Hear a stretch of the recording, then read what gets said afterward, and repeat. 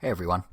Before we begin today's show, we want to address everything that's been going on for the past week. Well, really what's been going on for so much longer than that. We've been doing Random Nintendo for 8.5 going on 9 years. In that time, we made the conscious decision to make our little show a refuge from the crazy world. From the shootings, the policies, what have you. We're here to talk about entertainment, and like many forms of entertainment, it's meant to distract you in a positive way, to let you have some fun, to be enjoyable in a place where you can go unplug from the broader news. But as anyone who's a regular listener of the show knows, one of my personal favorite aspects of gaming, of doing this podcast, is getting to be a part of a broader community of video games, to go to events, to interact with others with similar passion, a similar fandom for Nintendo. And what the past week has shown, really what the murders of George Floyd and Breonna Taylor and Eric Garner and so many countless others have shown, is that we have a systemic problem that we can't just ignore on our little island of Nintendo. Our community, the gaming community, is just as affected by this as any other. We as Random Nintendo, Angel, Kevin, and myself, want to use our platform, even if it's a smaller one, to highlight the issue. The gaming community as a whole is slowly but surely responding as well. Past the fluff PR statements, it's great that companies like the Pokemon Company and Niantic are donating money towards organizations that are working to end this injustice. We applaud that Infinity Ward, makers of Call of Duty, outlined specific steps they are finally taking to clean up their online environment and remove the racist remarks and behavior that frankly run way too rampant in gaming as a whole. And while who knows whether or not they hear us, we encourage other developers and publishers to follow Infinity Ward's lead. If you can change the behavior of people when they're younger, when they're hiding behind a screen name and an avatar, perhaps you can influence their future decisions. Perhaps you can change their mindsets going forward in a broader world where they're out there as individual human beings. It's not perfect. I'm certainly not pretending to be an expert, and we collectively are not saying we can fix the problem, or even grasp the extent to which it permeates. But what we want to do is encourage you to do what we're doing right now, to take time to dig deeper into what's happening around us, and we hope choose to take action in some way. There's a great set of resources available on how you can help through donations, petitions, protests, you name it, at blacklivesmatters.card.co. That's matters with an S and card with 2 R's, C-A-R-R-D. Again, that's blacklivesmatters.card.co. We thank you for anything you choose to do to help. We thank you for giving us the opportunity to have this platform and to utilize it in this way, even if for far briefer of a moment than it deserves. And as for us, we want to listen and learn if anyone out there has stories to share or lessons to teach about how we can be and do better. We're on Twitter at RamNintendo, and our inbox is open at contact@ramnintendo.com. We hope you act. Go ahead and stop this episode right now to do so. Take action after. Whatever you prefer, we're here and ready with a show full of hopefully what you find to be fun topics and interesting discussions. So thank you, and now, hello and welcome to episode 230 of the Random Nintendo podcast.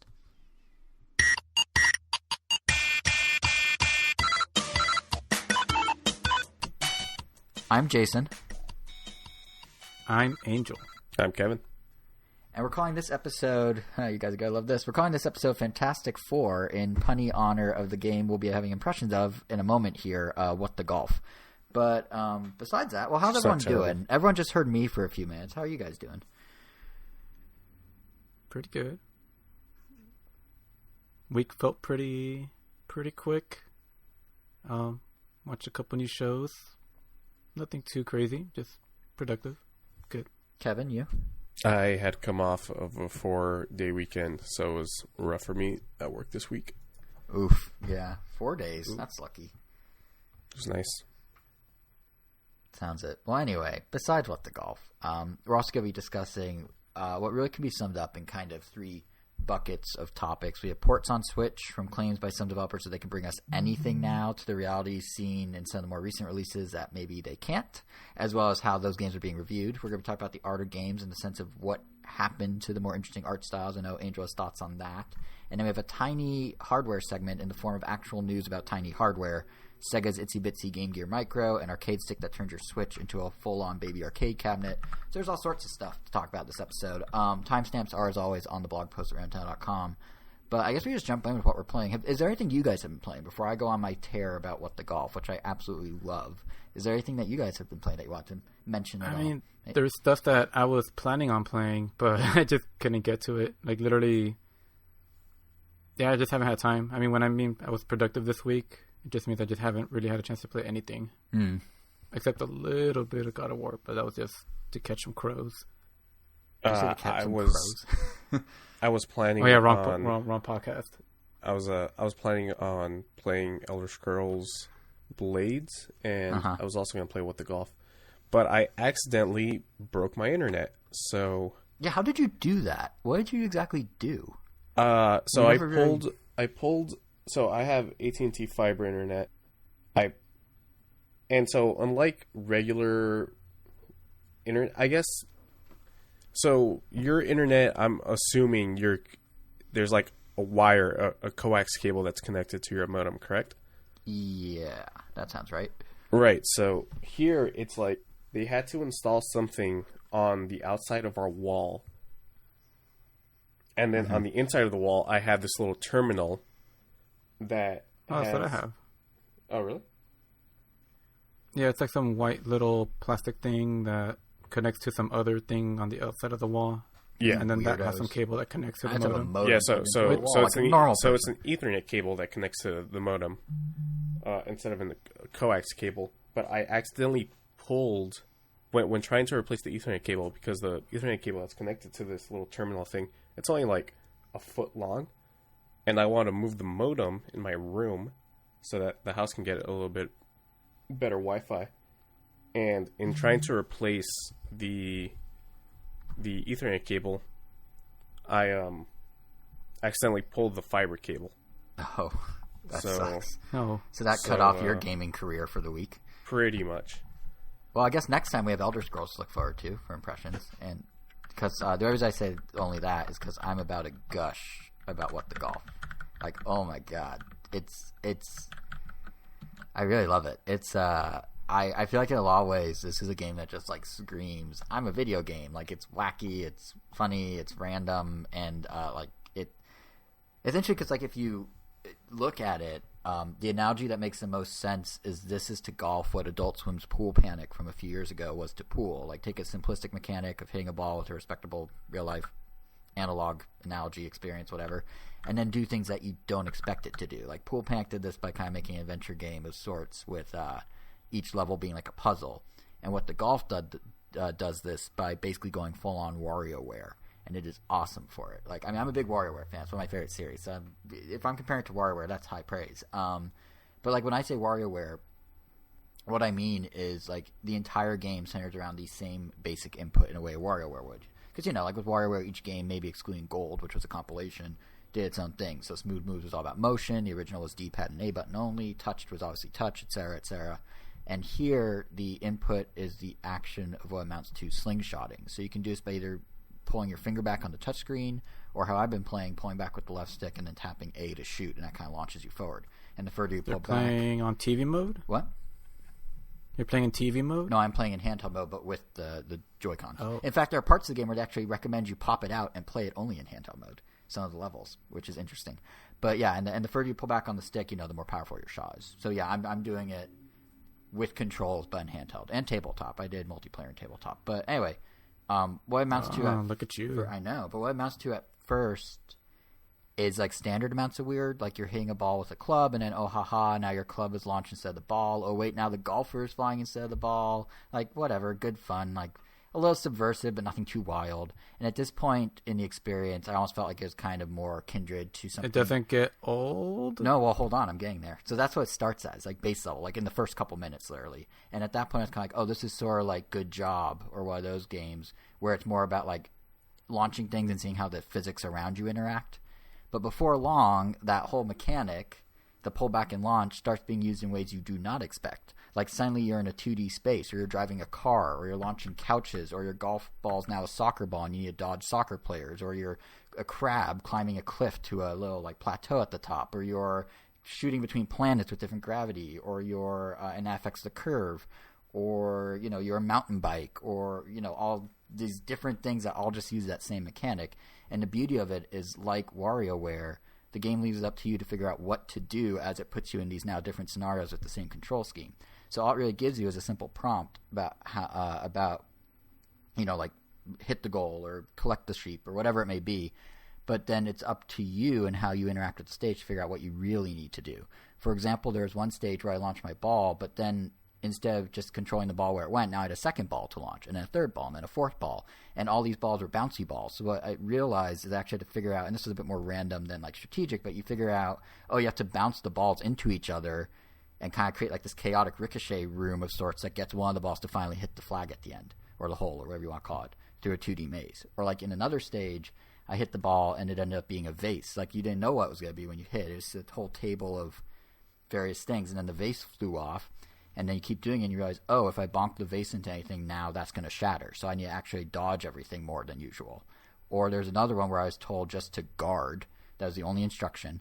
And I started to move around the aiming cursor, and it actually started hitting these enemies that were coming at my golf ball, and I realized, this one I'm basically doing a very, very simplistic tower defense. I just had to use the aiming cursor itself as a pinball flipper to keep things away from the golf ball for however long the enemies lasted, like 30 seconds or whatever. Well, that is very WarioWare. Yeah, so you've got like some levels that are very gamey with like a clear-cut course of action, and then others that are more like experimental little toys, like the bouncy ball one, and all of it, like you said, it's very WarioWare. Even to the point that there are video game-inspired ones. There are riffs on Mario, on Portal, even Flappy Bird of all things. It is very through and through WarioWare in vibe. Where it differs, though, is probably more in structure. So, first and foremost, no time limit on any of these. There's no way to lose like there is in WarioWare. There's not even a score kept outside the total number of strokes you've taken over the course of your entire save file. Instead, the game's just about constantly like discovering what weird new thing there is next. It's sort of like falling into Descent into Madness, just in a really fun way.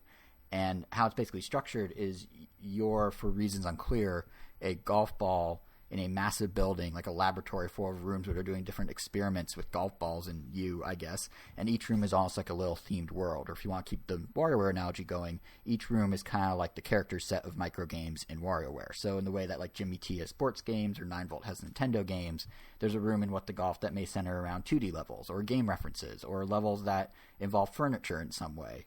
And then each individual level is split into 3 challenges, where the first one introduces you to a concept. The second one kind of iterates on it, often in the form of needing to complete a similar challenge as before, but now with a certain number of moves, which is probably the most golf thing of the game. They basically have par of what you just did now. And then the third version is kind of like the wackier take on the first two, usually not necessarily as difficult, just kind of like this weird left brain strange thing. And when you complete all 3 of those, you get a crown. You collect all your crowns per room. You unlock the next set of rooms. That's kind of how you make your way through the game. And it's really that flow, a concept, an interaction, an extremification of that interaction that the devs seem to really nail so well, like across the entire game. Like I haven't beaten it yet, to be fair, so maybe I shouldn't say entire game. But every new room, I know, shocker. But no, every new room that I open seems to just go deeper down this rabbit hole in ways that only make sense based on what I've already started to do in the other rooms. It's like the Nintendo philosophy of how to introduce a new concept to a T. And there's also a really clever mode called Show a Friend, which obviously exists for marketing, but you just hand your Switch to someone, and the game will give them a speed run of that progression into like that descent into madness through about 10 stages or so, and really demonstrates how like, the game may be called golf, but really it's anything but golf by the end of it. And Show a Friend's actually really handy because it's a primer for what I was saying before, which is there is a multiplayer mode. The Switch version has a new exclusive party mode. At least I think it's exclusive. And it's really fun. I really wish more games had a Show a Friend mode. Yeah, it's really helpful. Like, it's one of those things that you don't think, because how you explain, like, I've been rambling about What the Golf for how long now? A long time. That's a long time to tell someone, do you want to play this 2-player weird golf game with me? But it, like, walks them through the mechanics and warms them up to what it is and how it works. And then you can go to the party mode where it's competitive against that person. 2 people, they send you through a set of essentially single-player challenges, just kind of retrofitted for 2-player support, with the goal of who can complete the challenge first. And each win is added to your score, but then at the end, you actually need to duke it out in this like battle royale coliseum of sorts, and those scores you have actually become your health.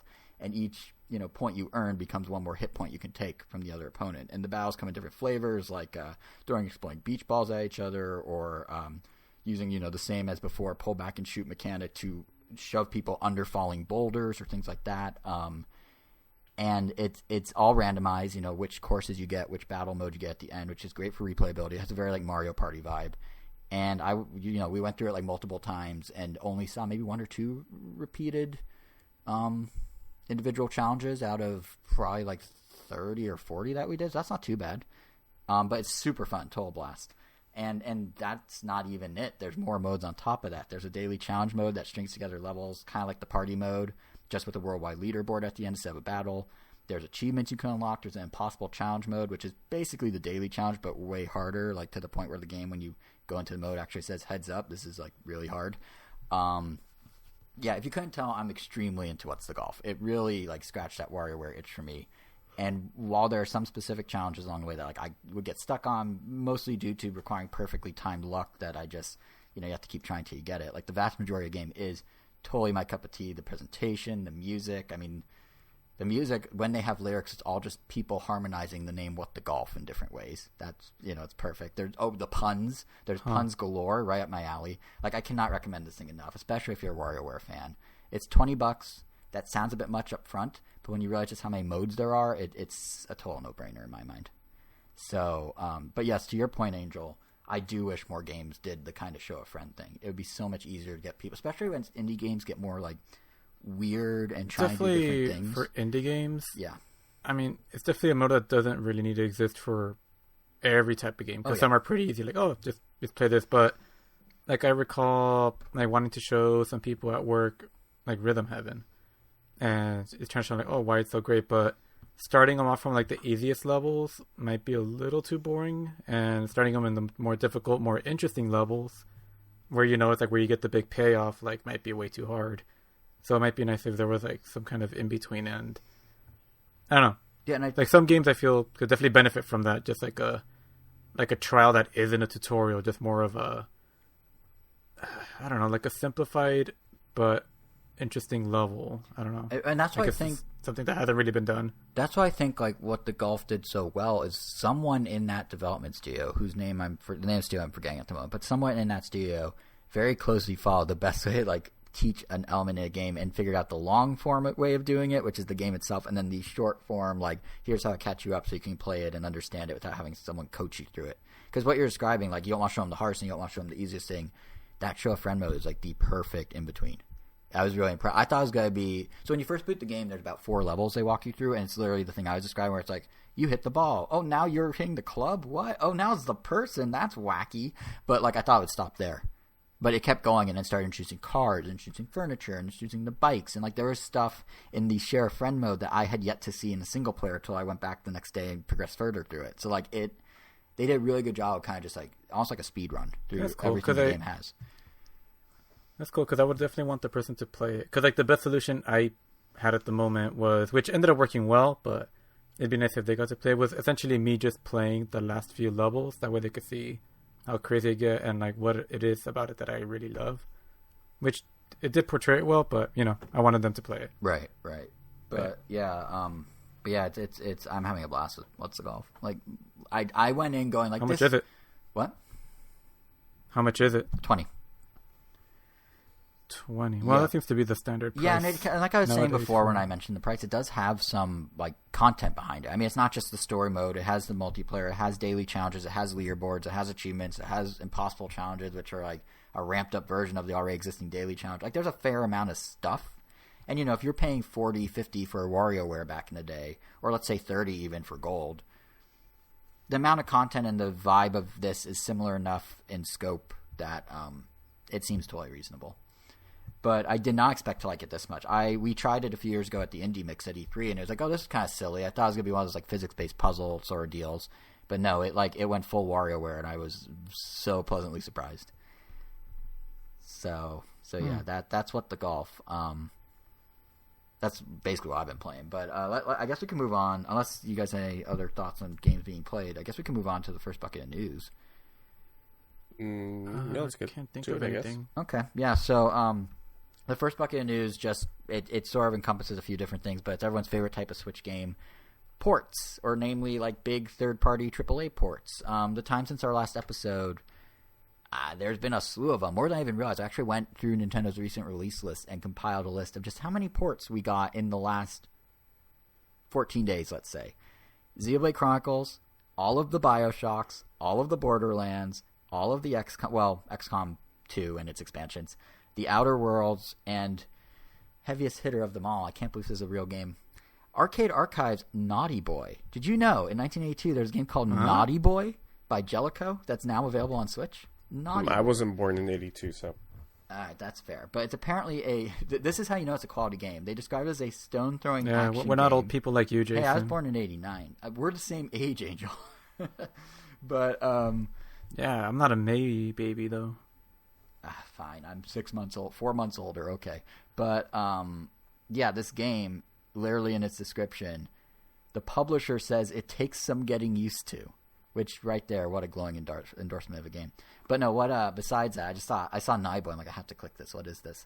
But it's a game where you throw stones at enemies, I guess. But besides that, what I found interesting is that along with all those releases, there are a couple high-profile, top-of-their-class Switch porting studios that started bragging about all the other stuff they can do. Like Saber Interactive, who ported The Witcher 3, among other things, started promising that we'd be surprised at their upcoming projects, which, that's a nice tantalizing tease. But it was really Virtuous, who ported over Starlink for Ubisoft and Dark Souls for Bandai and XCOM 2 just the other week for 2K and The Outer Worlds.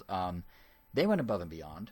Their senior producer put in an interview that, quote, "We have no doubt that Switch adaptations can be worked for games on any of the current generation of consoles." In other words, he thinks that any single game that's been released on any PS4 or Xbox variant can work on Switch. Do you think that's Red realistic? Dead Redemption 2. Do you think that's realistic? Because that, to me, sounds like he's banging off more than he can chew. That's a bold claim. So I think... Oh, go ahead. Like, I'm not going to say, I feel like anyone could say that. Or does it actually mean, in their full state? Because I'm sure you could get any game to run, but you would have to sacrifice a lot. Yeah, and that's the thing that... they're talking about how The Outer Worlds was, how it did, as an example. Because that's the game he was being interviewed about to promote. That and XCOM, because they came out at the same time. Outer Worlds did not... I don't know if you guys watch Digital Foundry much. I love Digital Foundry. Did you watch their Outer World review? Of course I did. Yeah, that game. That game does not look, for lack of a better word, good. Yeah. Now, on the one hand, I do think it's worth pointing out the fact that they got it running in any capacity that is releasable is commendable. But, they were promising when this thing was announced it was going to be 720p in handheld. It was going to run at 30 or 60 frames. In reality, it's 384 to 540p in handheld. The frame rate's in the low 20s. There's pop-in. There's blurry textures to the point that text is illegible. It reminds me of nostalgic. Early... What? Do you think it'd be nostalgic? That's what I was about to say. It reminds me of early PS3 stuff, kind of. But... PS3? I was going to say more maybe in 64. Oh, no, it's not quite that bad. Kevin, what do you think? You saw the video, too. Do you think it's as bad as N64? I wouldn't go that far, personally. No, I'd probably say a low-budget, early PS3 game. Yeah. Yeah, and again, it's nice that we're able to experience... I don't know, man. There are some PS2 games that look way better than this game on Switch. You know what the worst part is? God of War 2 looked amazing on PS2. That's true, yeah. But you know what's crazy to me is they are very confident in this product to the point that they've already pledged all future DLC for Outer Worlds will include the Switch version. And yet, this is what they put out. And I don't think it's for lack of trying. Clearly they put effort into this, but I don't know if the week you release that, if you want to turn around, it's a big game, right? It doesn't seem we can do anything. It'd be kind of unfair to compare this to the Mortal Kombat 11 port, right? Just because that's a fighting game, and obviously it depends on how you look at it. Because I'd say it's perfectly fair because this senior producer at Virtuous put his studio's essentially name on the line by straight up saying we can bring any games from the current generation to consoles. So Mortal Kombat, they're all fair game. How they approach them maybe is different, but the man said any game. So I think it is on some level okay to compare the different games from the different studios. Technically, I'm sure he can, but should they? Just because you can doesn't mean that you should. Yeah, and I think it's not even just should they in it's terms frying of your shirt. What? It's what? No, what Kevin said just reminded me of that Simpsons line where Marge was telling Homer that he shouldn't have fried his shirt at the state fair. He just thought he thought that she said that he couldn't do it. Oh, not but that he just said that he shouldn't. Yeah, sometimes they're too busy. What's the phrase? Like, you're too busy seeing if you can to know if you should. Something like that. It's a Jurassic Park line, isn't it?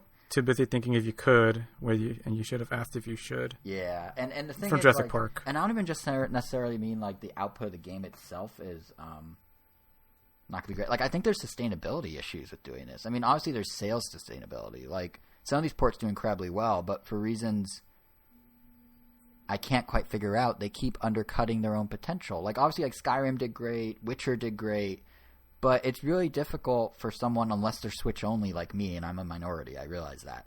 It's really weird for 2K to be like, I'm a gaming minority, is what I mean, Angel. For 2K to be no, like, I know.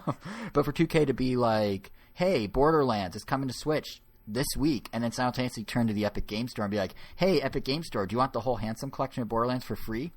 Like, who's going to go buy the $50, $60 ports when you can get it for free over there? Like, is like a, you know, is the tax to be able to play it portable when it's saying there for free somewhere else that much more enticing? Or, like, Kevin, I remember before we were recording, you mentioned Burnout was doing something similar, right? Oh, well, less about that, but EA decided to finally release their games on Steam again, and to promote that, there were a bunch of their games on sale, and Burnout Paradise Remastered was $5. See, so like, why wouldn't I just pick that it's the up? same, and then you don't need it on the Switch because you just got it on Steam for $5. Because, like, obviously you lose the portability, and that premium of paying for portability seems to resonate. I mean, again, look at the success there has been. But do you pay a $55 premium when it's staring at you on, staring in your face on Steam? I would doubt it. If it's free on Epic, I would doubt you would then go pay $60 the same moment. But, like, and specifically with oh, sorry to cut you off. No, it's fine. Go ahead. But with, like, Outer Worlds, if Outer Worlds, when launched on Switch, the same time that it launched on the other consoles, even if it was $10 cheaper, I probably wouldn't go for it. Because of like, oh man, that game looks rough. And I think that's the second, like, I think the sustainability thing goes in two ways, has 2 points. One is the sales sustainability, but the other one is, to your very point, like, these games are going to keep getting better. We're in the twilight year of PS4 and Xbox One. Like, this is very short term, this sort of, we can put anything on Switch. Like, right now, sure, a lot can, but, Virtuous very specifically said current generation games. What happens when, like, PS5 and Xbox Series X have been out for a little while, and when the games are designed initially for those systems and then dumbed down for an Xbox One or PS4 version? Who ported The Witcher? Inferiors of inferiors? Saber Interactive, the ones that said there's some exciting projects coming up. So they too have been kind of a little braggadocious, but not to the same extent. They can be braggadocious. They have yet to do Outer Worlds, as far as I'm aware. But yeah, like, what happens when, like, what's current gen games are actually inferior versions of next gen games, and then Switch gets, like, doubled down inferiority? Like, does that, it doesn't make sense. I remember when what was it, The Witcher 3, either the port got announced or it was released. I remember you said Cyberpunk, and I said there's absolutely no way that Cyberpunk will be able to run on the Switch. And I think I sort of internalized your thought about that and sort of made it my own. Because, I'm, like, looking at, like, I looked at a list of big third-party games coming out. I'm like, I don't see how half of these, like, GTA 5 would be an amazing feat on Switch, but it's doable because it's from early in the generation, not late in the generation. Well, it was also a late generation of the last system. Of the last systems, yeah. That too, yeah. So I didn't even think of that, yeah. So that one could be done. Like, Red Dead is maybe pushing it, but possible. But now we're getting games that are being bridged. Red Dead 1 would be, I feel like, possible. Yeah. But a Red Dead that was 2? On PS3. No way. Yeah. Like, I don't see why Red Dead 1 couldn't be ported, but... Yeah, it just struck me as there's some games that I'm happy are ported. I'm happy the BioShocks got ported. Oh, but, yeah. I mean, kind of like... But I mean, by the time they got announced, it was already a PlayStation Plus game, so it was like, well, I got it for free. Not to mention, like, when you guys brought up Witcher, like, I think around the time it got announced, or I guess it got leaked, and then a few days later it got announced. I was interested in it, and then it was like $5 on the PlayStation Store with all the DLC included. So I'd have to be crazy to want to spend $45 more bucks. Yeah, it's the exact. Like, what's the tax of having it portable with lesser graphics? For some people, if it wasn't a game that was just then and there somewhere else, sure. Like Witcher 3 sold like 700,000 on Switch. That's pretty good. But I know. Yeah, I mean the fact that it still did well is amazing. Yeah, and it's because I think it was distanced enough from the other. Witcher I guess there were a lot of releases. Jasons too, man. Yeah, I mean there are and there aren't. Like the Switch, more so than any other system, maybe since the Wii, is a multi-platform household type of deal. Like a lot of people will have like a PlayStation or a Switch or an Xbox and the Switch. It's kind of like the Wii 60 back in the day, where like Xbox 360 and Wii were like the go-to combo so much that Peter Moore, I think it was at the time at Microsoft, promoted it as like an actual thing, like Wii 60. So not like not in like a real capacity, but in interviews he would name drop that name and stuff. Yeah, but there's obviously people like me, but still, it's definitely like a weird. And I realize it's just one guy saying one thing, but it's just kind of like these studios that keep upping their game, no pun intended, in some real cool ways. Yeah. But then they're pushing a little hard with Outer Worlds, and for them to keep saying we can keep doing it, I'm just kind of like, I wouldn't want to plant that idea in people's heads because you kind of maybe can't. But it does seem like right now developers are in a bit of a mad dash to get ports onto the system while they can. I mean, 2K was saying in an interview that the only reason they released all their games on the same day, the BioShocks, the XCOMs, the what was the other one? Borderlands, is because they're like, oh, well, we felt bad that we like waited so long, so we just pushed them out at once. Now, obviously, there's probably a marketing reason they did it too, but still, they're all kind of like, oh, now we need to hit the ground running. So to that end, I don't know if you guys saw, Amazon France, of all Amazons, leaked a bunch of generic SKUs from third-party games, Switch SKUs included, not individual games, but just the existence of games coming down the pipe. There's 2 titles from Warner Brothers, 3 from Bethesda, 2 from Square Enix, 2 from Ubisoft, a Capcom one, 2 from Take-Two Interactive, maybe one of them is Red Dead or GTA, 1 from Konami, 1 from Bandai Namco, 4 from Nintendo, and there's no way to know if they're ports or what. Some were multi-platform, so they might be, or multi-SKUs, so they might be multi-platform. And all of them have been pulled except for the Nintendo ones, oddly enough. But what I think is interesting is I can't name a time in recent memory where that many major third parties all had multiple projects coming to a Nintendo platform like that. Like just like boom, boom, boom, boom, boom, like that. Like it does seem like whether they're ports or something new, it does seem like at least in this moment as we transition to the next generation console, Virtuous is right. Like right now, stuff can be on Switch no problem because that's a lot of games from a lot of companies. Even Capcom's getting in on it. Like, could that be a new Monster Hunter? Maybe they finally are going to make World work. Do you even think World could work, Angel? Maybe. No, I don't think so. Because in the past, like Monster Hunters were every I guess stadium or environment was split into multiple sections, so I wouldn't have to render that much. Mm-hmm. But World is the first one where everything is interconnected. There's like no loading screens like every couple seconds, which became such a core part of the game that even some people were like, "Oh, I missed the loading screen." Iron Galaxy did state that they thought that they could do it. Did Iron Galaxy do? They did L.A. Noire, right, and something else. They did the Skyrim port for the Switch, right, and Diablo 3. Yeah, I mean, there's like 3. Basically, I think we've named them all now, but there are 3 like go-to developers that handle this stuff: Iron Galaxy, Virtuous, Saber. Iron Galaxy specifically, or are you talking Switch for Switch ports? Yeah, and Iron Galaxy is one of the stronger ones from what I've gathered. So I mean, if they think they can, and see, that's such a different statement to me than we can bring anything over. Like to specifically be like, we've looked at this game, we know how it functions, we think we can do it, is a very different statement. Mm-hmm.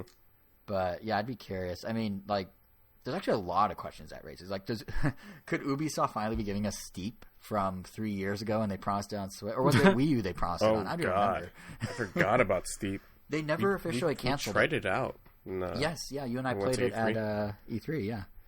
I thought it was kind of fun. It was a little more like realistic and less. Would you have thought in it?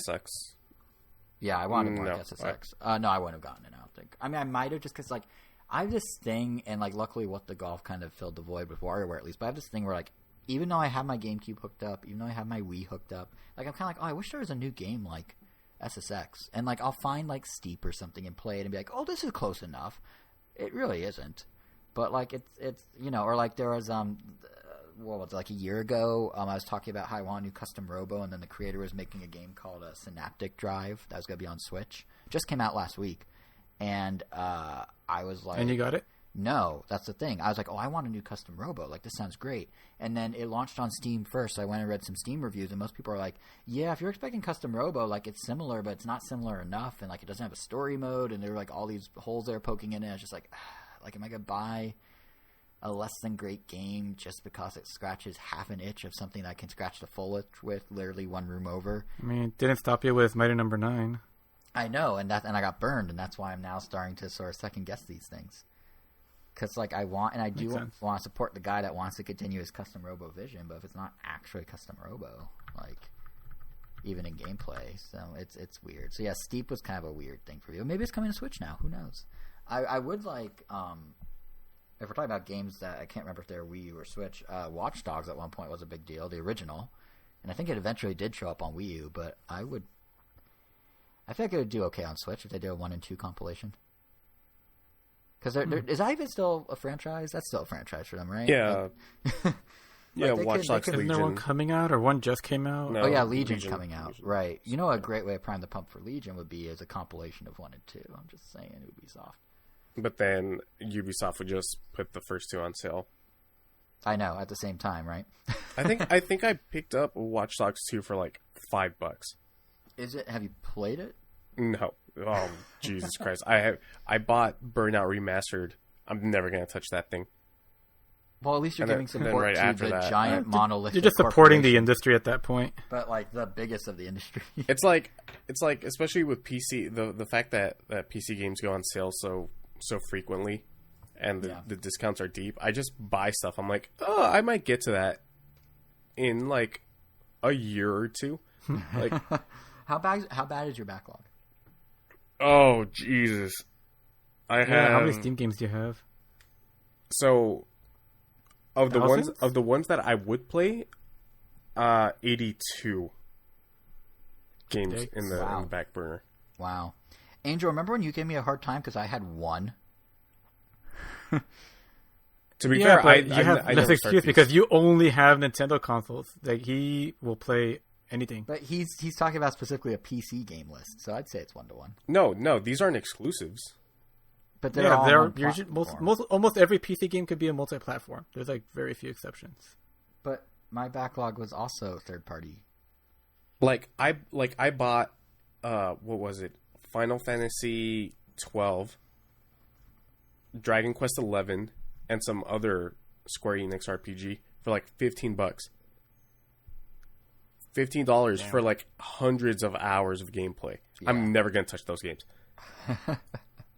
I do Such remember. A first world problem. I think I have one game. I take it back. I do have one game I haven't played that's in my backlog. I remember. Yeah, I would also say that Kevin would buy games in bulk for the most part. Or probably more often than you do, because you also buy your games when they come out by Nintendo. Well, yeah. Usually so with enough time to play them or beat them.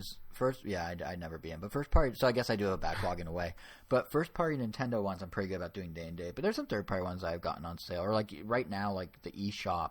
So many companies are doing that thing, and we've been highlighting some of them these last few episodes. You know, like the games that like Pac-Man I got for $5 instead of 20, or like that Rush 2 style game that I'm blanking out on the name on all of a sudden. Wrecked, got that for like $2. So, like there's someone doing that for it. But yeah, for the most part, again, when they come out, I do, now that I think about it, I don't know where it is.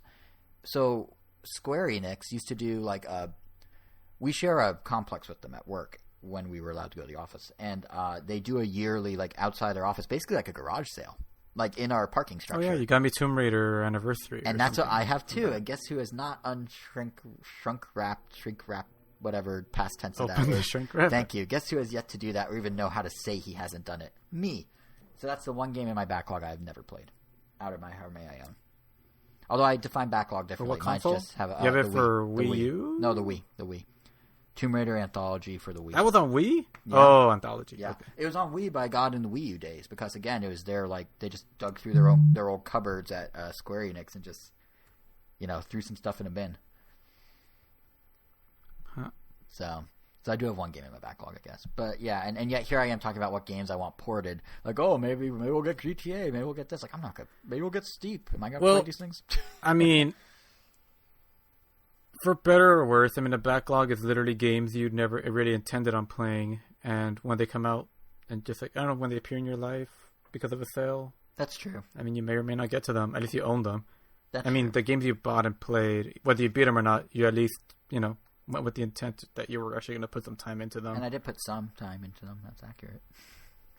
Just maybe not enough. Yeah. But yeah, it's. I think this is going to be an interesting year for ports generally, based on how many games Amazon briefly listed. Some are more like there's two from Take-Two Interactive, right? So that's not Rockstar per se. So it might not be GTA, it might not be Red Dead, it might be a Carnival Games. Maybe it's a Mafia remaster. They just did that on Steam the other week. So who knows? And I could speculate all day about various third-party games that may or may not mesh with the demographic of the Switch, but I'm going to spare everyone because, it's people like me that have led to stuff like Sakurai saying he will not talk about what games he's playing anymore. Did you wait, I think you actually told me about it, Angel. You know what I'm talking about at least, right? I don't know if Kevin does. You know what I'm referencing though, right? No, yeah. Pretty sad. I mean, I'm sure he's just annoyed that... Yeah. I mean, we pretty much had that conversation here where I think it was like Overwatch was going to be on the Nintendo Direct, and then everyone was like, oh, that means it's going to be an Overwatch character for Smash Brothers. Like, literally, if any game gets announced around the time of a Direct, it's because well, Sakurai's concern was the opposite. He wants to talk about games, but he realizes every time he talks about them in a meaningful capacity in his weekly Famitsu column or in his, his Twitter, anytime he does that, it basically nothing comes of it. Like people freak out. Nothing comes of it in Smash because it's not a real thing, but everyone freaks out around it as if it's the next Smash character confirmed. Like you were saying, weren't you making the comparison? We were talking about this the other day, and you were saying like the chair, something with the chair.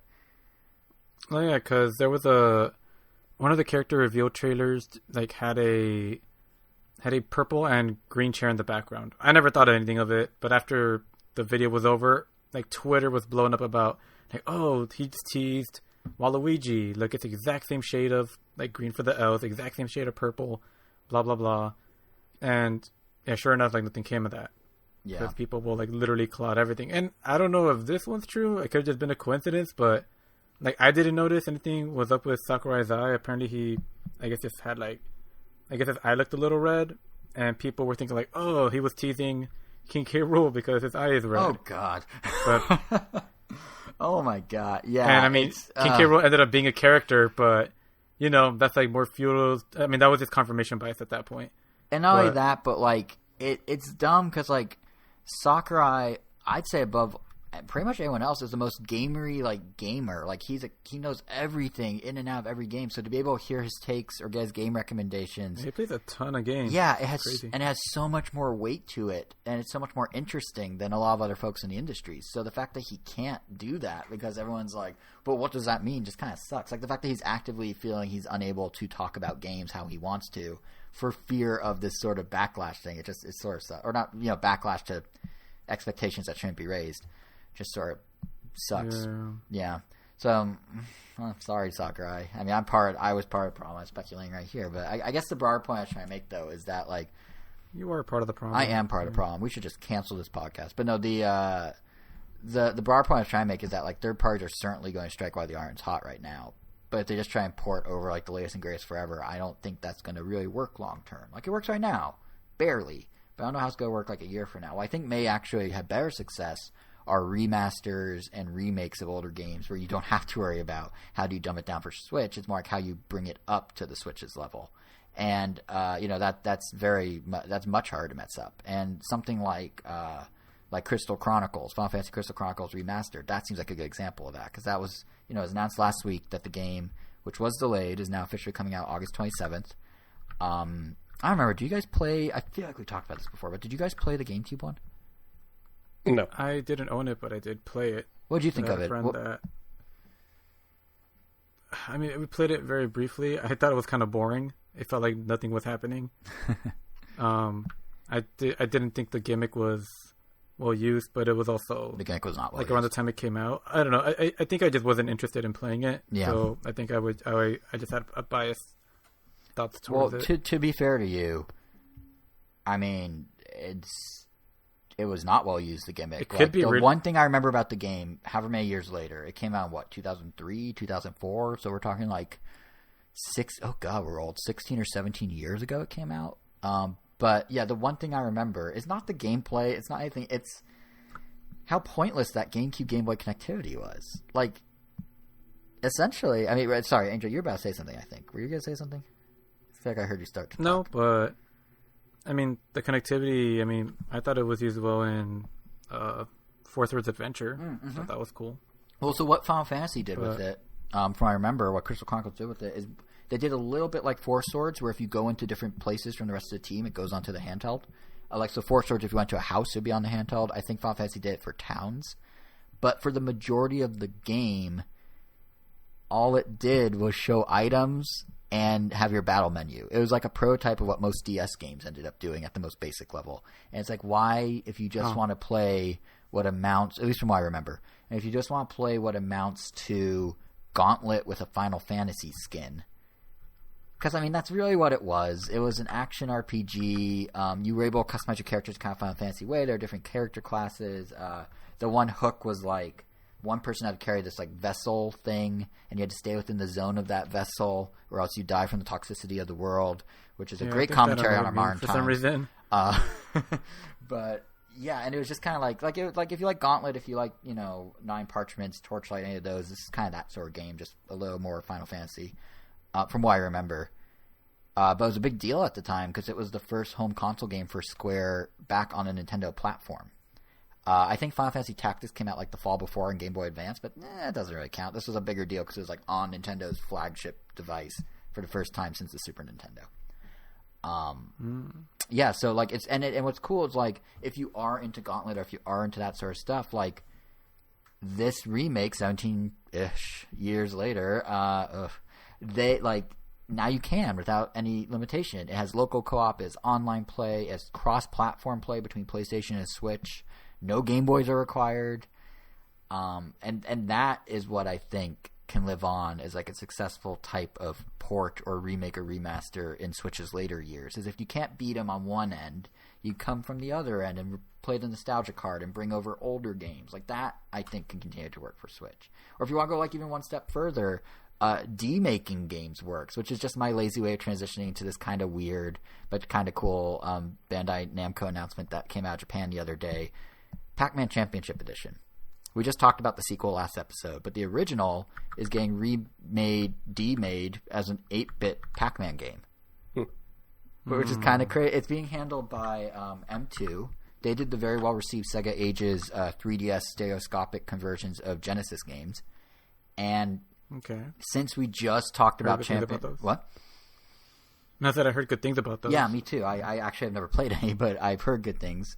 And since we were just talking about Championship Edition 2 last episode, I felt like it was worth giving a shout out to the fact that they're now kind of taking that formula, the more rapid-fire, time limit-based, like crazy high-score combo version of Pac-Man, and putting it in the skin of old Pac-Man. So it's going to work exactly the same, whether it's flashy neon 3D or 2D 8-bit, but what's interesting is in Japan, at least, how you get it is it's going to be part of that Namcot Collection thing that we talked about a few months back, which is a free download from the eShop, and then you buy individual classic Namco games. So it's Namco Museum, but it's piecemeal, and you buy what you want. But if you choose to buy 10 of the games, they'll then give you 8-Bit Championship Edition for free. Which actually sounds kind of like a cool way to motivate people if they want to get the full set. Or, you know, if you only care about Dig Dug and that one with the little white mouse. I forgot Mousy? Mimsy? Yeah, like if you just want to do that, cool, just do that. But if you want like all of them in a full set, they have the motivator to get you to get the full set. Which I think is a cool approach. I don't know. Here in the US though, they're not doing that apparently, which is kind of lame. So the Microsoft Store, they leaked yesterday, 2 days ago, they accidentally listed 2 unannounced Namco collections, Namco Museum Archive Volume 1 and Volume 2. Each will come with a handful of games in a bundle you have to buy as a bundle, and one of the games in Volume 1 is in fact the demake of Championship Edition. I'm not sure why they're not comfortable trying the a la carte approach that Japan's getting, but that's personally what I would prefer. I mean, I think we're in an age with, you know, in-app transactions and microtransactions and all that the piecemeal one could have totally worked. Yeah, I agree. I mean, it's but, yeah. They clearly disagree, I guess. But yeah, I think that's I never. No, they say that I never really played the original, but I mean, actually, I never really played either, as I mentioned last time. But I mean, if we're gonna get it in some capacity, I mean, I'm definitely more interested now. I mean, just the fact that we're getting it. Yeah, I guess some is better than nothing. That's true, but I just wish they were. I just wish they were as comfortable experimenting with digital delivery platforms here as they are in Japan. But I don't know. Maybe for all we know, I know Namco Museum as a collection has been very successful for them. On GameCube, it was a player's choice title. Like that means it sold, I think, either 1 million or 750,000. I forgot what they changed the definition at some point. But like it had the player's choice banner. It sold a lot. So I guess they figure why risk those sales when we can just, sell 2 of them each with like a handful of games. I had it on PS2. I loved it. Right, like it's good, and they like actually put care into it, and they have like the like artwork archives and everything. Like they're the first ones to do like that sort of compilation well. And then of course Capcom and all them piggybacked off it with like the Mega Man collections and stuff. But they were kind of the head of the pack with that. No, oh god, no pun intended there. That one I swear was not intentional. But head of the pack, part of the pack, Pac-Man. Oh. Anyway, let's quickly move away from that. I see. Yes. I see is the exact response you always want to hear to a joke. I understand the humor. So anyway, that's one side of the port conversation. What we're getting, when, for how long. But there's another angle, another aspect that, Angel, I know this relates to something you specifically want to talk about. And that's when the games do arrive, how they're received, not necessarily by players, but in terms of like reviews and just the concept of reviews in general. Because I know you want to touch on the Xenoblade one that IGN just did, right? Yeah, it's kind of both, because I realize I haven't really, I don't know, maybe it was around, I think after game trailers, but pretty much for a long time, and I feel like many are in the same boat, I don't really watch reviews to decide whether I want to get the game or not. To help me decide if I'm sure about a game, I'd rather watch like a 10-minute gameplay video of either someone talking about while playing the game or literally just gameplay of the game after it's been released. And that would give me a much better gauge of what I think about the game, just because reviews a lot of the time could be very contextual, especially when it comes down to who's reviewing it, whether they are regular players of that genre or whether they haven't played that genre at all, which, could benefit someone that, like Jason, would probably be more interested in hearing a review from someone that normally doesn't play very heavy RPGs. Listen to them talk about a very heavy RPG. It's like, oh, how would it affect me that doesn't really play them that often? Versus, how would it affect me? I wouldn't get. Well, how would it impact? Yeah, how would it affect you on a deep emotional level? Would you get attached to them, or would it just be a waste of time? Yeah. Versus me, who already know they like them, it's going to be hearing a lot about like, oh, this kind of system is tedious. Oh, this kind of menu is blah blah blah. But maybe depending on the game, it's like that's just how it's always been, or it's because you don't like the genre that you don't like it. Like that's just that simple. But point is, I was casually watching the Xenoblade Chronicles review recently for the definitive. What's it called? Definitive edition? Yeah, definitive edition. Yeah. And I wasn't planning on getting it. It just kind of popped up on YouTube and I just decided to watch it randomly. And it seemed like a fair review. It kept getting praised. It seemed like they brought on some fair marks against it.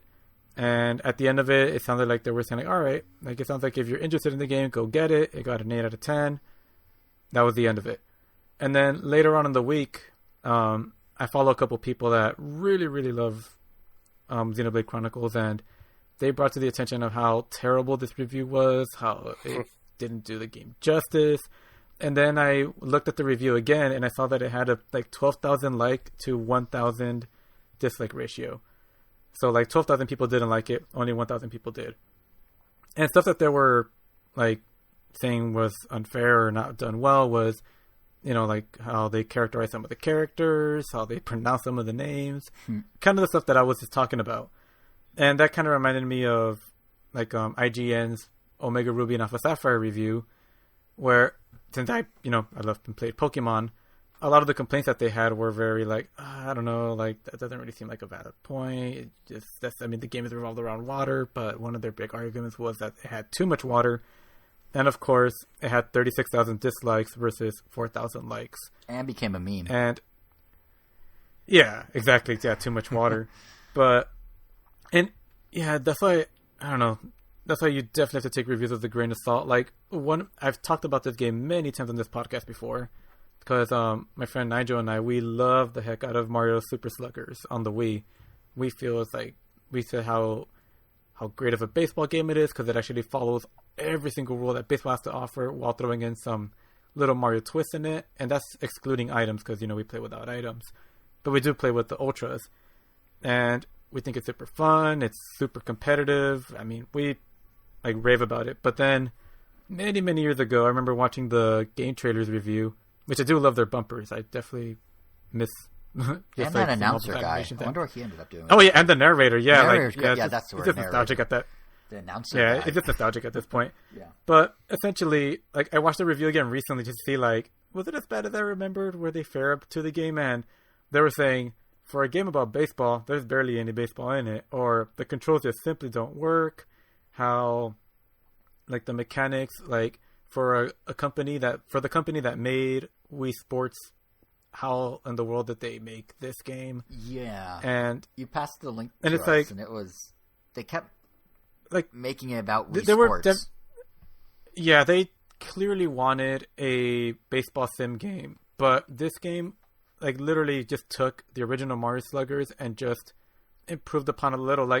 This game definitely did not want to have the motion controls the center of its gameplay. You literally just have to shake the Wiimote to... It's pretty much just an extra input. You could just think of it as an extra button that the Wiimote and Nunchuk didn't have to wind up your swing, and you shake it again to hit. You don't actually have to time it with the swings, which explains why they felt that it didn't work. Or maybe, and that's such a basic thing in the game that just kind of tells me that they didn't even try to get it to work. And you could tell when someone's reviewing a game that they've already decided they didn't like, and they're just going to rant about it versus someone that is trying to be fair about it. I mean, Sonic Racing, the infamously horrible Sonic Racing game, Sonic R. I just call it Sonic Racing. It's a really old Dreamcast PC game that my brother and I played the heck out of. It wasn't on Dreamcast, was it? What? I don't think it was on Dreamcast, was it? Oh, no, you're right. Yeah, Sega Saturn. Yeah, it was even before that. It was on the system that did even worse than the Dreamcast, yeah. That one. Yeah, but we played it on PC. That's where I was introduced to it. Mm-hmm. And my brother and I played the heck out of that game, and we didn't know it was an infamously terrible game or that the controls sucked. We just thought it was oh man, this game is just really difficult. You really have to master this control. So we pretty much got used to the slipperiness. We learned to play around it, and we got really good at it, and we beat the game. And then later we learned how it's one of the most unplayable games because of it feels like everyone is running on top of soap, which is true. But we thought that was an inherent mechanic of the game. And we ended up really enjoying it. So, I don't know. I mean, what poor sheltered children reviews are just... Yeah, I mean... yeah, and this doesn't even, get into the whole, numerical system. Because, an 8 out of 10 could be considered a good thing. I thought that was, alright, that's good for Xenoblade. But people, again, were arguing, 8 out of 10? Oh, that's horrible. They might as well just say it was, a 2 out of 10. It should have been a 10 out of 10. Or even people get mad about 9 out of 10 when they feel a game should get a 10 out of 10. Partially with the Xenoblade one, I feel, not to defend the angry fandom, because I agree they're being ridiculous, but part of it was the original got a 9. This one got an 8, and they basically said this was better than the original in every way, and it's just what?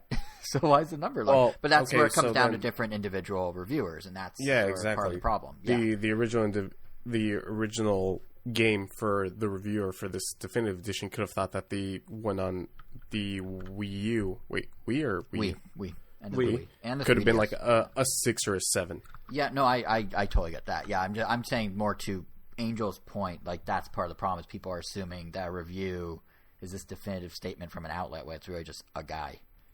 So they were freaking out because it's from IGN, 9, but it's different people. Which unfortunately for them, people have already decided whether they're gonna, if it's a game that you like and it gets the review you want, then you get your validation and you agree with them. But if a game gets a 10 that you feel, even if you weren't going to play it, and it gets a 10, then you feel oh well, they got paid to do that, or it's not really a 10. Yeah. If anything, I feel I prefer I don't really watch a lot of their videos, but I do. At one point, I did watch some. I forgot what his name is, Gerard something, but he has a show on YouTube called The Completionist, and there's like the Game Explain people, which I'm sure a lot of people that follow Nintendo stuff know about. Like their rating scale is not numerical; they just use simple words. Like for Completionist, if he thinks a game is, I guess, would you want to equate to a 10? He would say complete it. That just means that it's enjoyable to 100% the game, get all the achievements, beat everything, and it'll be fun throughout. Or right below that, he might say the game is a play it. Just means play it through. Like, it might not be worth to get everything, but it's still worth buying and, just beating the game. Or try it, which, could be more subjective. He's not really sure if you're going to like it, but you may end up loving it. And if for you it may be a beat it, but, there's more gray area there, but it feels more honest and accurate than just giving something a straight up number. Especially because, a 10 for an RPG may not be a 10 for someone that doesn't normally like RPGs. I think that's something that Angel, all those years ago when we started the podcast, part of it's because I don't beat my games. We know that. But also, I think that's partly why we made the choice that I don't know if anyone's noticed that listens to our show or reads the blog post or looks at our Twitter. We never say review. We always say impressions. And that is a decision made off the fact that, like, we are only our three opinions, right? And I mean, Kevin, obviously, you came on since we decided that. But we're only our three opinions. And, like, there's so many times that when we're giving our opinions on what we're playing, we always say, like, if we like it for this reason, if that gels with you, you may like it too, type of thing. Like even with What the Golf, I'm like, oh, I recommend it, but if you like WarioWare, like, yeah, this is it. Like, so it's hard when you make a definitive statement like this is. I mean, there are a few exceptions, of course, but it's hard to make a definitive statement of this game is something everyone will like. It's a must play. Obviously, reviews give a barometer of quality on some, like, if you average them out, you can tell if a game's just horrible or good. But in terms of, like, how good, like, yeah, I agree with you. That's very, very subjective. And, you see it happen with movies already. Like, people don't read the reviews. They just look at the Rotten Tomatoes score. And if there's a consensus in a certain direction or another, that gives you a sense of whether the movie is good or whether it's bad. Yeah, it's funny. Like, with Rotten Tomato, I feel like I look more at the audience score than I do the critic score. Just because, exactly, the overall enjoyment is what I look for more. Like, if I looked at the critic score for... Actually, I don't know what the audience score is for Scoob, but I'm going to assume that it's horrible for the critic score. And if I was just going based on that, I probably wouldn't watch it. But, I feel like more people probably enjoyed it. And I know that's kind of the case with some of the Star Wars movies where the viewer score was way higher than the critic score. Scoob is a 50% among critics and a 62% among audience. So there's your point. Yeah. There you go. And more than half. Yeah. And I don't think you're alone with any of this, Angel. Like, I think, is it like just the way you're going, how like you go to YouTube and you go people that don't give scores and you go for people whose opinions resonate with you already. I think like it is harder, as I was kind of saying, for reviews to be a definitive source. Like, I think more and more people are doing what you're doing. They're watching, specific personalities. They're watching game is playthroughs. They're what? No, I said like, yeah, I don't envy their. Oh yeah, no. But yeah, and I think it is kind of very much like, like I started saying, like people are preferring to watch playthroughs or like live streams. Like there's a reason Nintendo faced all those Let's Play controversies a few years ago when they wanted to take them down. Like there's a reason they now have the ambassador program, because so many people are tuning in to learn about whether a game is from them by watching it be played or by watching a person they know they resonate with play it and give their thoughts on it. And I think like to kind of piggyback off what you're saying. Also like yeah. What were you gonna say? I was gonna say, and also like on top of the fact that a lot of these reviewers, they get the game a little early. Sometimes, depending on the game, it might not even be enough time to play it before the embargo is done, which means they kind of have to rush through it, and they may not get the same enjoyment if they were to actually play it at their own pace, which does have an influence on the game. And I think, I mean, I feel like Breath of the Wild is like one of those games that just has so many ways you could play it and give you so many different levels of enjoyment based on how you play it. So, and I think that actually kind of ties in with what I was about to say, which is I think it's actually getting much and much harder to properly review games. And like the best illustration of that is the games as service titles. I mean, like honestly, how do you review a games as service game? Like look at like Fortnite. You can have it's already there. Just play them all. I know, no, but like take Fortnite. Let's just pretend someone wrote a review of Fortnite as if it was a normal game. Let's say they wrote it 3 months ago. That was before they did the whole metaverse hangout thing with the Party Royale space. That was before Christopher Nolan agreed to screen a movie in the game in full this summer. That was before the Travis Scott big major event, and then the weekly DJ sets they've had with Marshmello and Steve Aoki and, Diplo and Who's Who. Like, those reviews became dated almost as soon as they were published because the thing just keeps growing and evolving. And that's, if you look outside like Nintendo's little bubble, like look at how a game like what's Riot's game? Valiant, right? Like, look at how that's like they were able to seize on this huge streamer influencer community to blow it up so quickly. It's not even out yet. It already has pro esports teams forming leagues around it. It's in beta right now. Not a single actual full review was written because it's in beta, but it's one of those things that people went to who they like to watch, saw they were playing it, had the added bonus of some of those people, if you watch them play it, you can get into the beta through like a Twitch drop or something. But nonetheless, they were going to the people they like to watch and watching them play it and then going to experience it themselves based on what they saw. Never a review score, never through IGN. It's just like it captured so much attention as this huge game now that like literally teams are reshuffling their players off other games to go play in preparation for its release. Like it's such a different approach, and it's one of those things that like reviews are literally meaningless for that. They'll be useful for the maybe more broad general public, whatever that means these days when it's out officially. But, as is, people are shaping games before even reviews can become a thing. Like, on the flip side of this coin is Amazon. They put out a massive game called Crucible. 2 weeks in, it had 3 modes, and Amazon announced they're retiring 2 of them because no one was playing them. So there you go. Like, you don't even need a review to tell you if the mode works or not. It doesn't matter if the mode works or not. Everyone was playing only one mode, and they're retiring the other 2. It's like the idea that reviews are this end-all, be-all of gaming. It just seems to be waning because, like, the points you raised in large part. And it gets, but also just the idea of what pros are isn't what it was. And definitely way more relevant now than 10 years ago. It's like a lot of games are released, without every mode available. Like, for a game like Smash Brothers, for instance, like depending on when they get the game, sometimes the online isn't even available, so they'll just put out a review, or a mode isn't even available, it's going to come later, and then they have to amend the review later. Yeah. It's like, this review is only talking about the single player, not all the other modes. We're going to get to those later, but maybe that's something you care about. And at that point, it's kind of like there's still always going to be an audience that wants to just watch a 2-minute summary. Like, they're going to be a review for ARMS, like once everything is out to now, because I mean, if someone didn't like buy ARMS when it first came out and waited until it was all over, I mean, that's definitely a way different recommendation than when it first came out, where it's like, it doesn't really have a lot of content, but maybe you'll still like it, versus like, it has way more stages, characters, blah, blah, blah. Which is in part why it's not fair for it to keep the same score at that point. Yeah, and I think that's in part... look at Mario Kart 8, for that matter. Yeah, anything really with DLC. That's the thing. Is I think for ARMS case, that's probably why, in some level, Nintendo's now starting to promote it again out of nowhere. Because, well, besides the fact that they can drum up more, sales, it's a finished game. It's a totally different product. It's a totally different caliber of release. So why not do a DLC fighter and tie in a ARMS Party Crash or something? Like, now's kind of the opportunity to seize on that. But yeah, I think to your point, it's very hard to do reviews in a traditional sense. There's always going to be people who want a 2-minute summary or a little thing to read, and there's always going to be a market for that. But more and more, I think, especially as games are being developed in real time as you're playing them, essentially, it's word of mouth. Whether that's word of mouth between friends, whether it's word of mouth from people you have a similar a similar mindset with, such as maybe people that listen to us and like our opinions and then want to get a game based on what we recommend. We are ultimately still kind of a word of mouth thing versus like a definitive, this game is 8 out of 10, you need to buy it type of thing.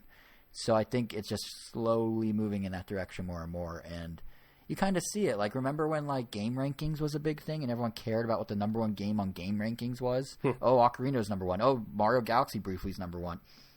When's the last time you heard game rankings referenced or anything like that? Even Metacritics for games. When's the last time you saw someone freak out about a Metacritic score of a game in the same way they do a Rotten Tomato score? It's just a different ballgame now, I feel like. Moneyball. Yeah. Yeah. But yeah, we are kind of on a roll, actually. Well, Kevin, where do you think of any of this? About what exactly?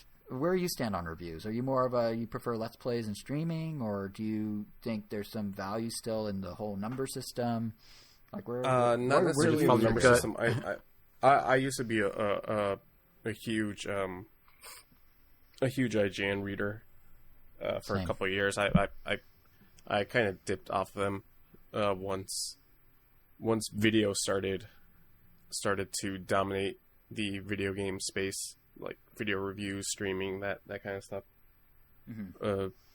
As far as the numbering system, I've never been a fan, because sometimes the numbering system affects developers. Like that big controversy that Obsidian didn't get a bonus off of making Fallout New Vegas. Oh yeah, that was so insane. Because they didn't hit like an 87 on the Metacritic. I do like what Polygon does. Polygon got rid of scores and now have like a seal of approval. I think it's just called like the Polygon recommends. Mm-hmm. It's like, hey, this game is worth your time. I think I'm more of a fan of that. Yeah, and Polygon has become a very personality driven site, which is good. They have some great personalities. So I think that almost meshes with like what we're talking about with streaming and people finding who they like, and then, you know, if they recommend it, okay, I like Brian, what's his name's videos. His outlet recommends it. He's probably, it's probably for me. Yeah, right.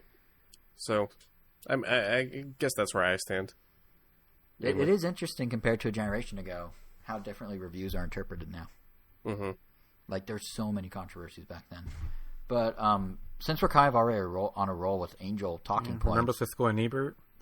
Yeah, but see, that still like on some level exists. Like a lot of people.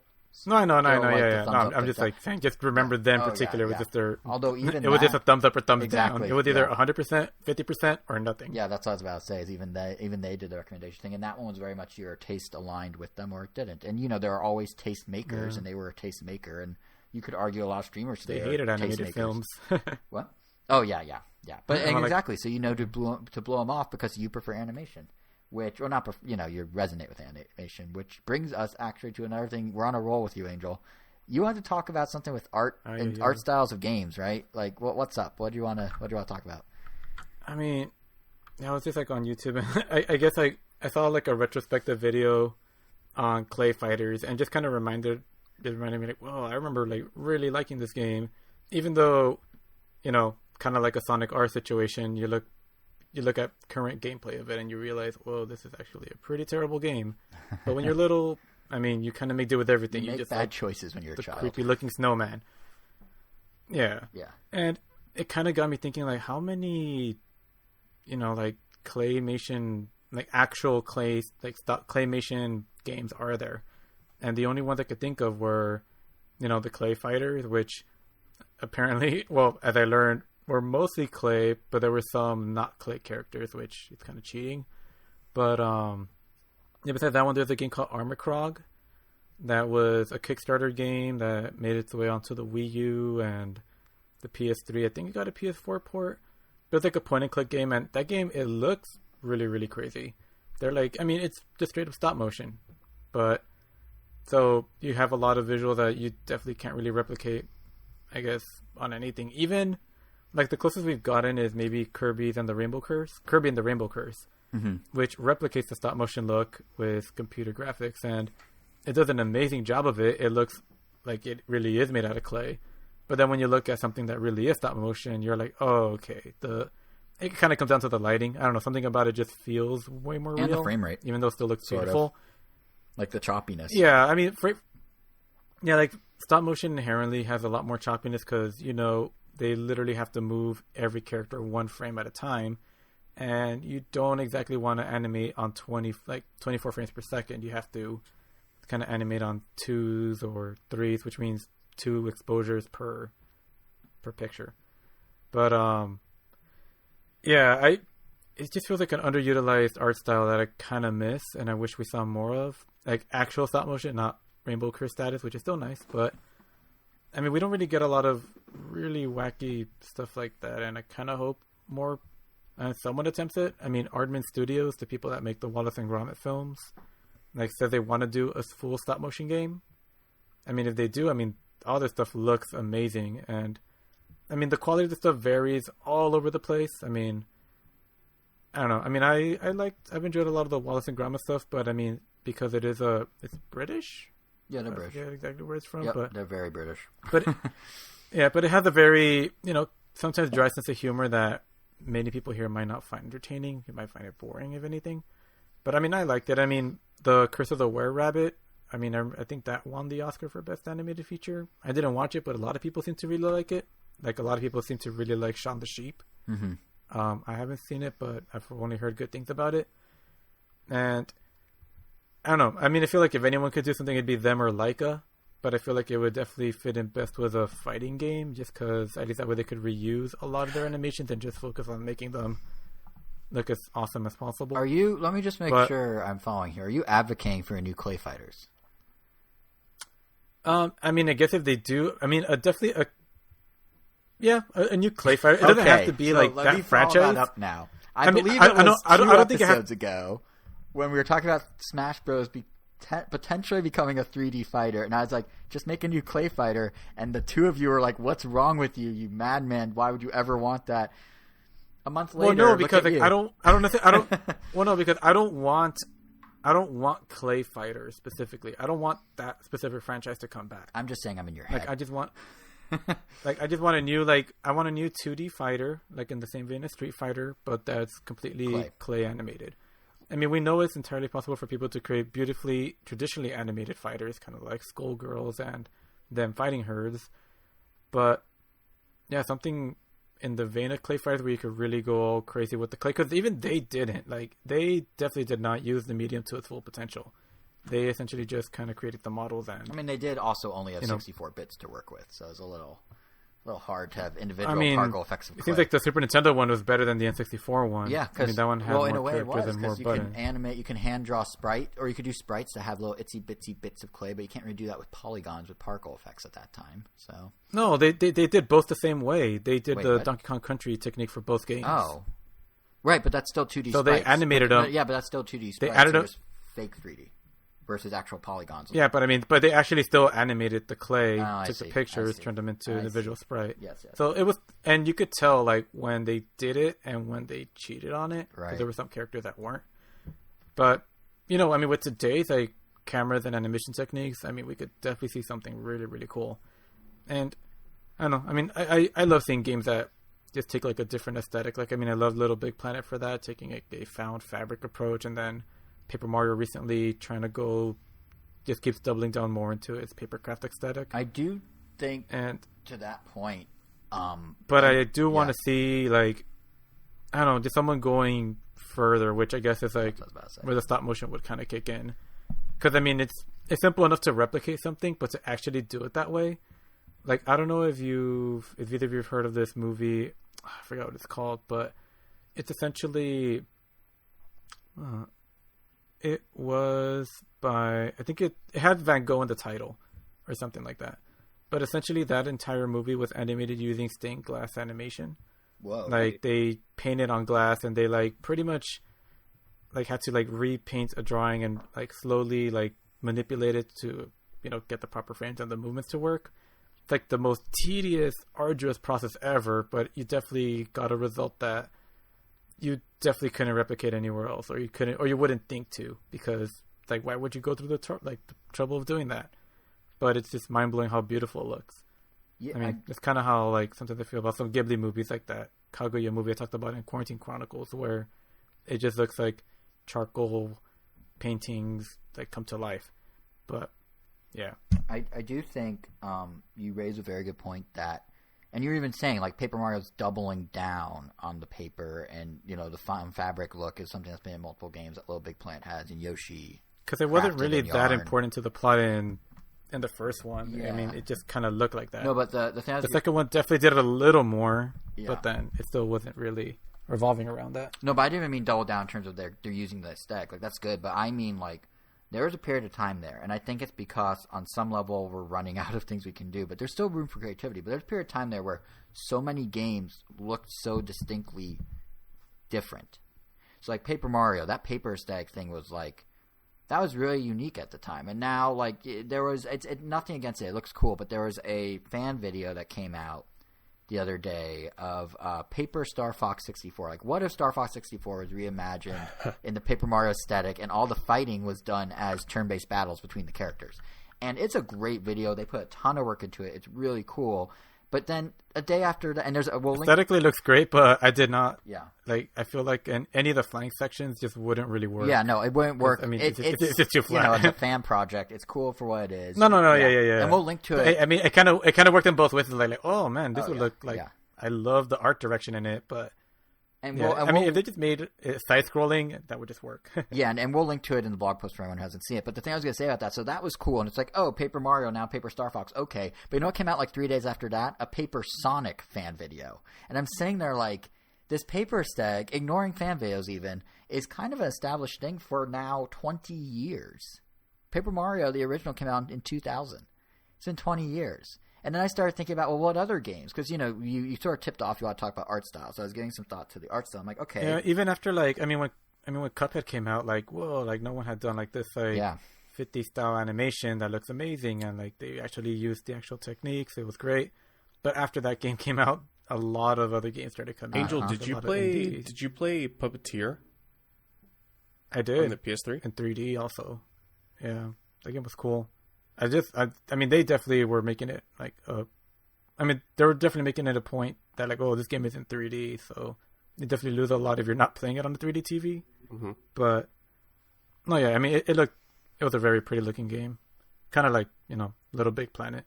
Right. And there are still, I think, some that show up. Like Cuphead's a good example. Puppeteer had its style, but like I'm thinking back to like the Wii days, the GameCube days. Like, do you remember how big of a deal Wind Waker was? Not just because it changed up Zelda, but because no game had done that cel-shaded look to that extent. Wait, wasn't Killer 7 out before Wind Waker? It came out after, I believe. There was like cell damage from EA, which was like a Vigilante 8 with cell shading, but like to the extent that Wind Waker did it, like not having outlines on anything, like it was... I think Killer 7 was after, and I think Wind Waker was the first of its kind, really. And even to this day, like Wind Waker HD... Oh, no cell damage.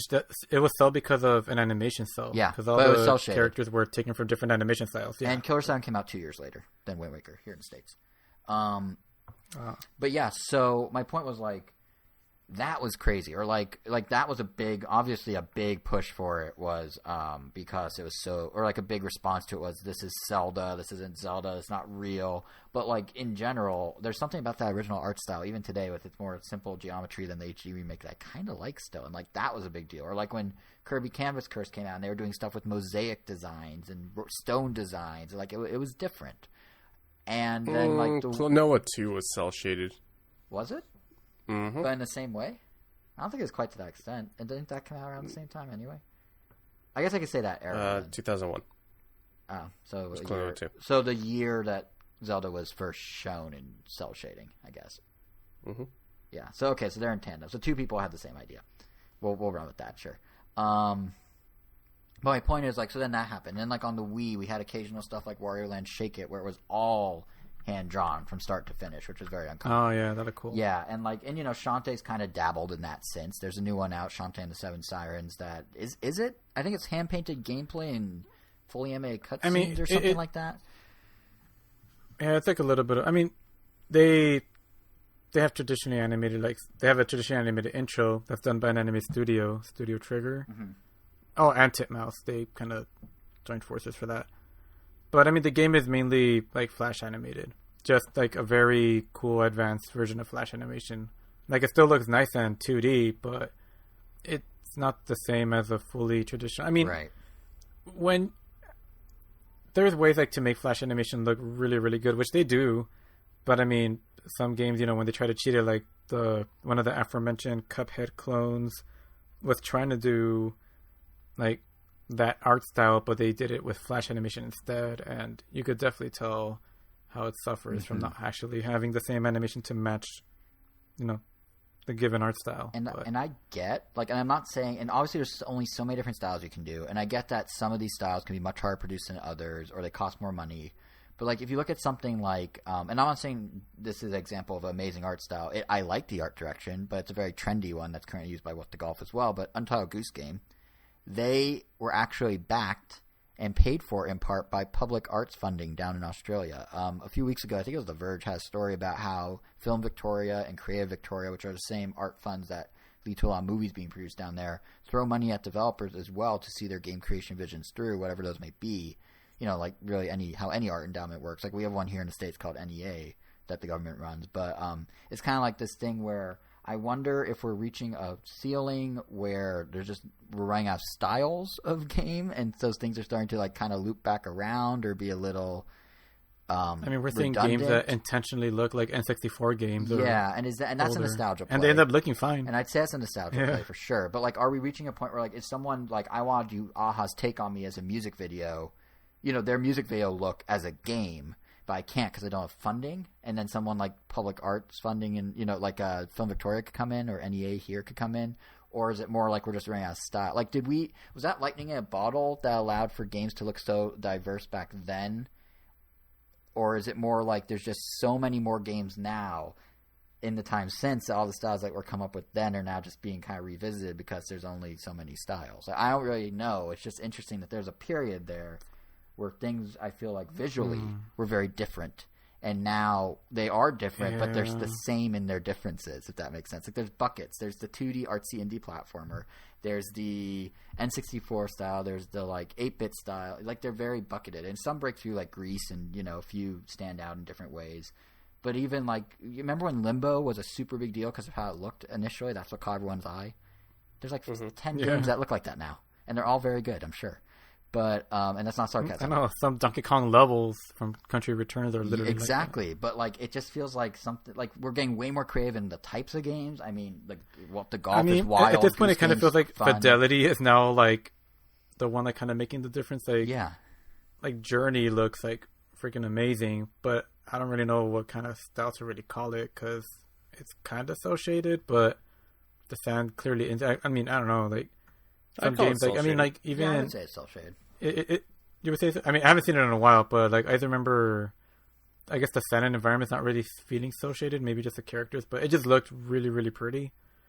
But I'm trying to think of a game that doesn't necessarily have an art style. Like, I mean, trying to think of, like... I mean, even, like, God of War 2018. Like, that one, I guess it's going for realism, but it also has, like, just a weird kind of color design palette that just looks really pretty. Yeah, and there's like I don't really know if it really has an art style outside of just call that art design, looking very graphically. Yeah, that's probably more art design. And that's the thing is like I would say art design. Like there's still like interesting innovation happening within those different existing styles. Like within the realistic quote unquote style that Sony leans on so heavily. There's some really interesting stuff they do game to game. And there's of course exceptions to this rule, like Return of the Obra Dinn. I know we talked about before.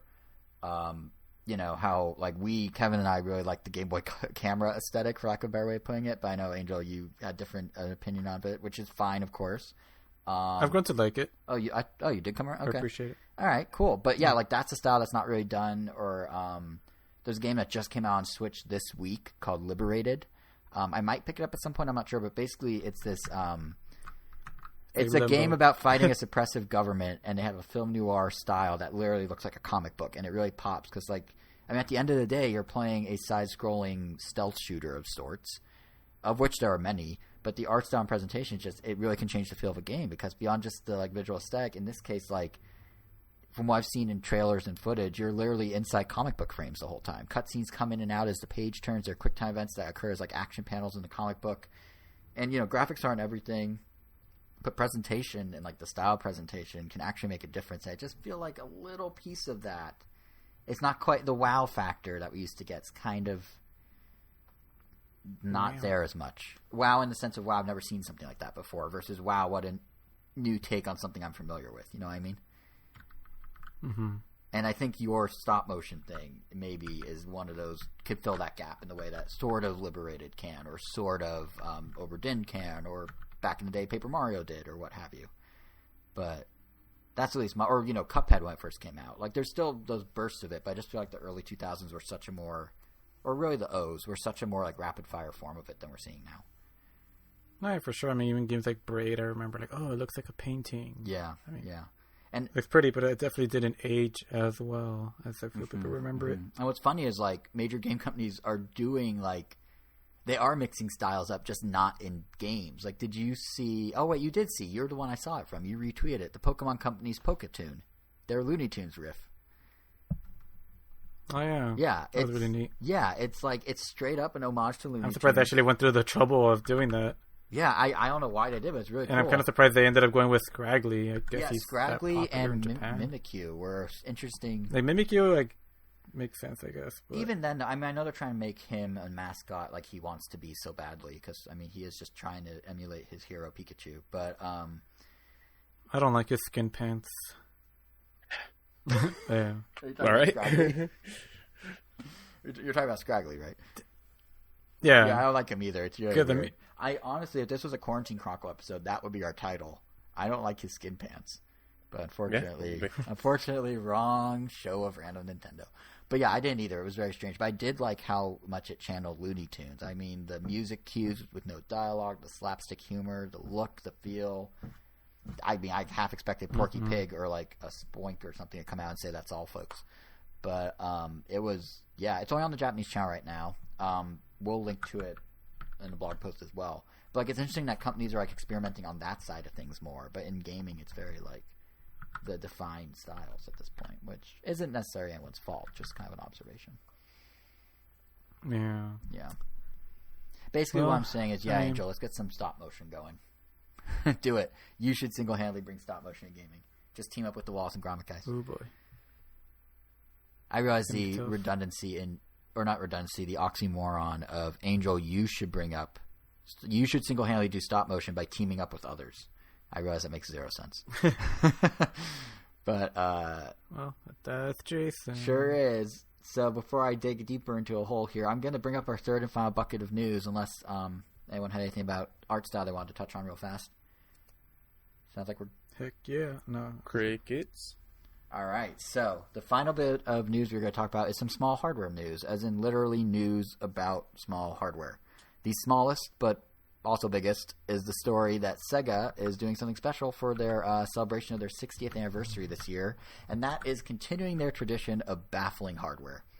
That's a bit mean. It's so small. That's a bit mean. I should back up. There's some cool stuff they're doing with the Game Gear Micro that they just announced in Japan, but there's also some very, very weird stuff. It is incredibly small. For those who don't know, if they had a keychain attached to it, I guess that'd be cool. But yeah, let me real quick for those who don't know what we're talking about, because it was only announced in Japan as of now. Basically, this is their latest attempt to hop on the all-in-one miniaturized retro console trend, the micro console, and they might be going a little too far with this one, but basically the Game Gear Micro is 92% smaller than a Game Gear, which translates to it being a 3.14-inch wide device with a screen that is 1.15 inches in size. So is that like smaller than the Game Boy Micro? Yes, the micro was a 2-inch screen. This is a 1.15-inch screen. Christ. To give you some point of reference, oh my god, that thing was tiny. You're playing on a screen that is less than half of an inch larger than a postage stamp. So now the screen, to be fair, it's not meant for playing, is it? No. Now the screen, to be fair, has a DPI that's basically really close to Apple's Retina display definition. So they say you need 300 DPI to like be a Retina display. This thing's 260, so it's gonna be crisp. It's just going to be really, really tiny.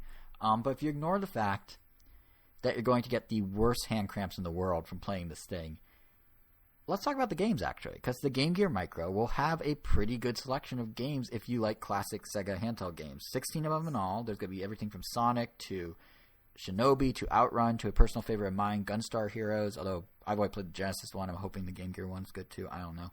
But there's a catch with all this. There are 4 different Game Gear Micro colors that will be sold, and each one will only come with 4 of the games, and each one will retail for $50 each, meaning, well, the Japanese conversion, the yen conversion of $50, meaning if you want all 16 games, you will be spending $200 and having 4 separate tiny devices that you'll need to rotate between. Who would do such a stupid thing? I don't know. But you know what? Let's say you wanted to do that thing, Kevin. Let's say you wanted to do it. You can buy a bundle. Right. You can buy a bundle, all 4 for $200. And if you buy them in a bundle, they will give you a replica of the big window accessory from the old Game Gear.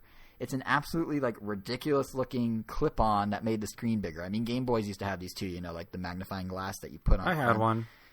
They're cumbersome, aren't they? No, that worked. Okay, well, yeah, I had one for my SP. I never had one. I'm not defending them making one for this thing. Yeah, I mean, they kind of considering it seems like that's the only way that you're going to be able to play it. But that's the thing. The only way to get it is if you buy all 4 for $400 or for $200 in a bundle, and then they'll give it to you for free. Jesus. And wait, I'm not done. There's also another bundle. There's more?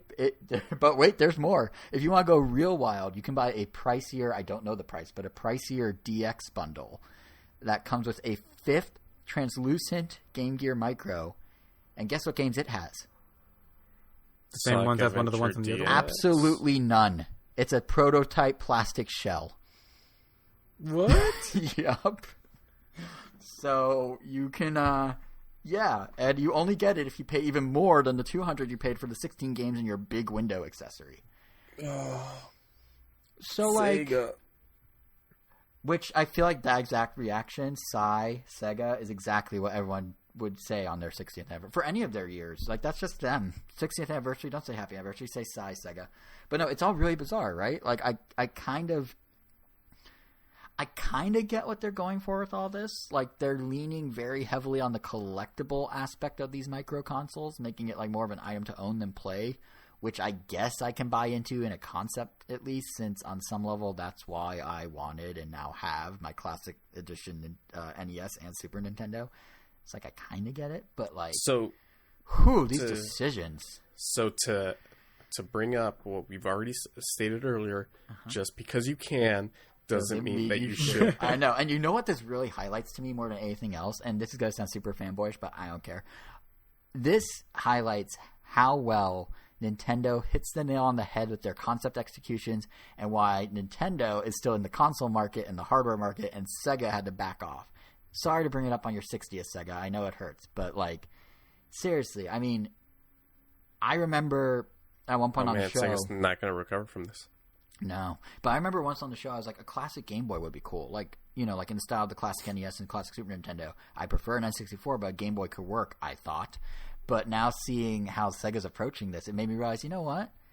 Nintendo kind of does know best. I should not have doubted about the idea of a classic Game Boy, because like, I absolutely love my Game Boy Micro. I think it's up there in the upper echelons of Nintendo hardware, not just because of the form factor, but like the build quality was just so good and kind of un-Nintendo, like metal frame, metal faceplate, had one of the best D-pads, had great battery life, had a headphone jack, which not even the SP had.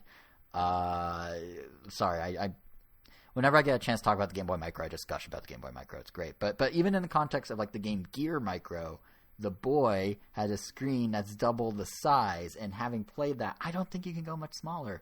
Like, as someone who's heavily used to the 2-inch micro screen on the Boy, well, that's what I don't think the magnifying glass is for. Problem solved. But only if you want to pay $200, sir.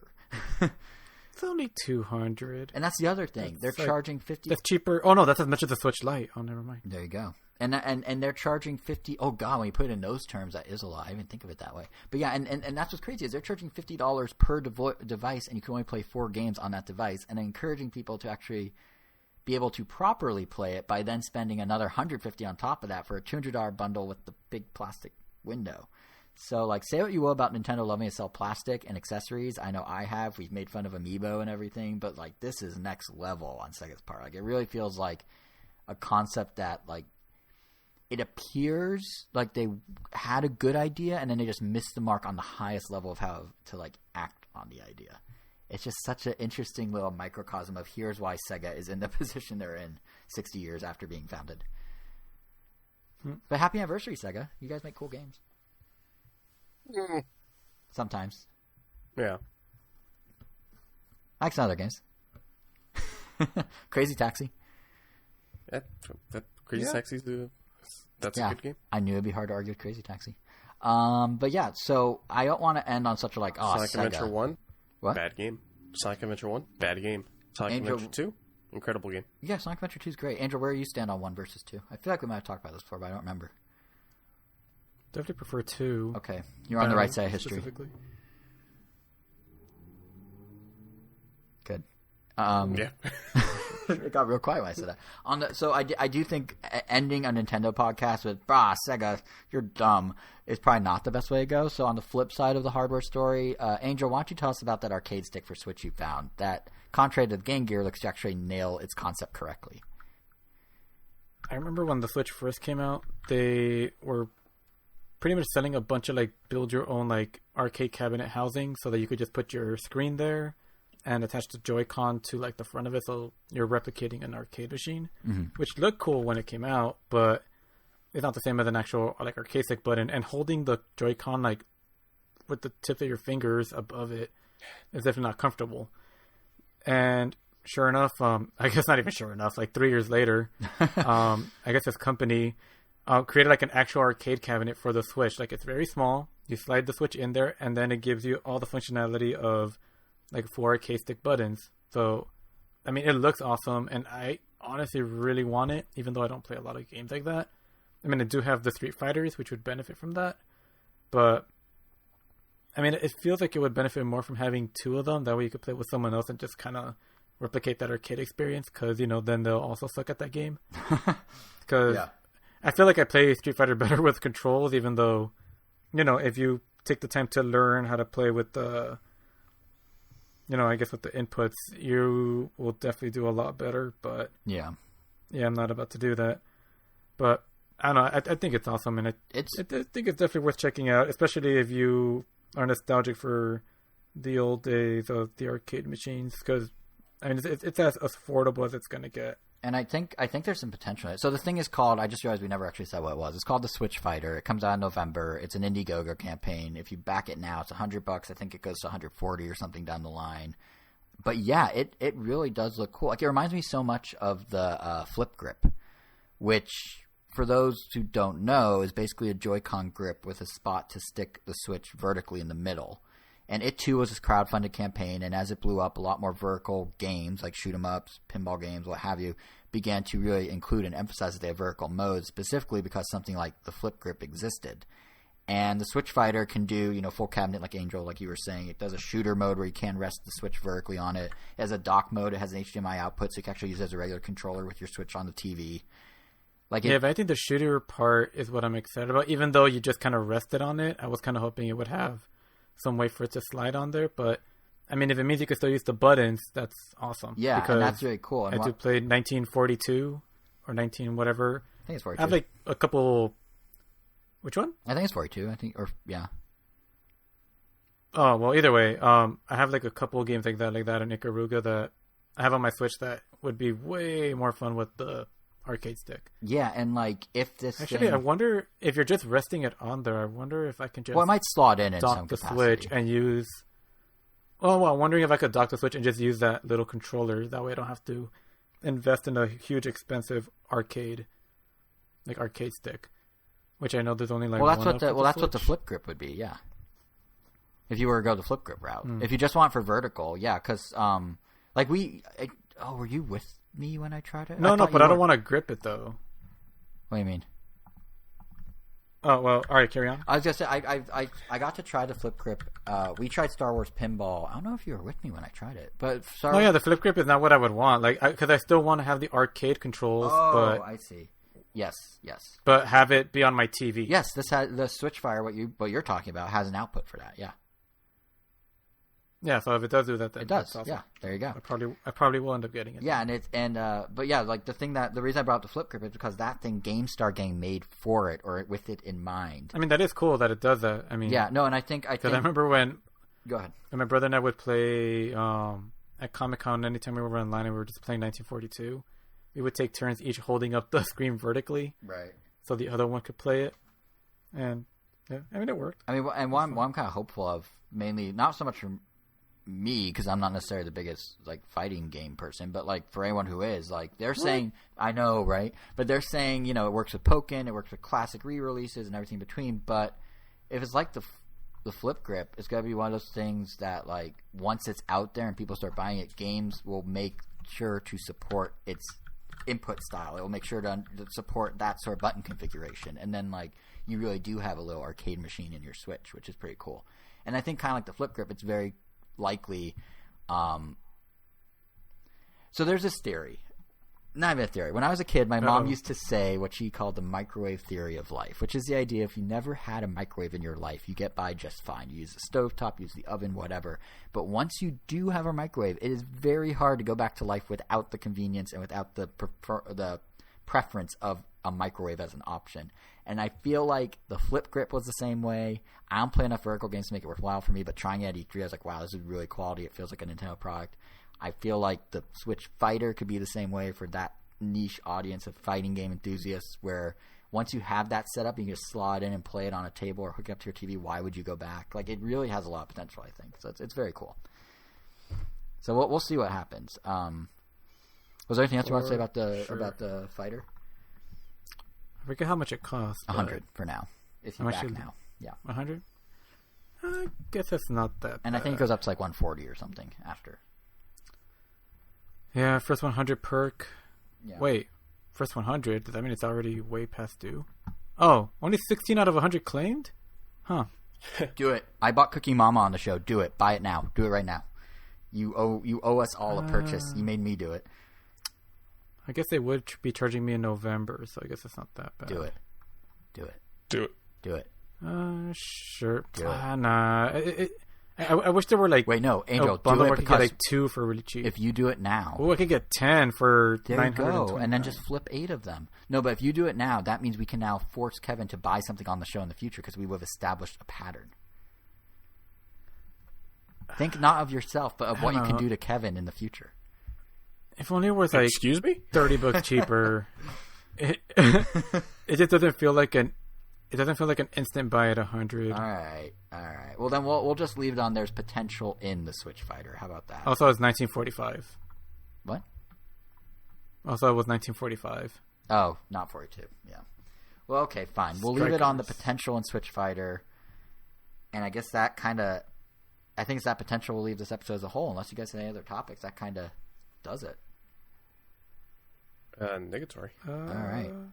I think if we're talking potential, I think there's potential in our next episode too, by the way, because I'll be picking up Clubhouse games, and we'll have impressions of that. Kevin, you're diving into Elder Scrolls Blades now that you have your internet working, right? Yep.